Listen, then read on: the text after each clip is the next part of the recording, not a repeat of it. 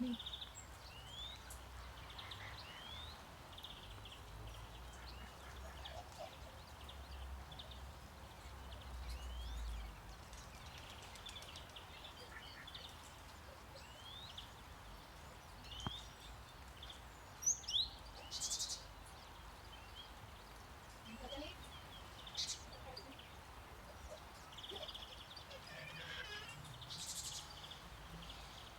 चिंतन कर, चिंतन कर।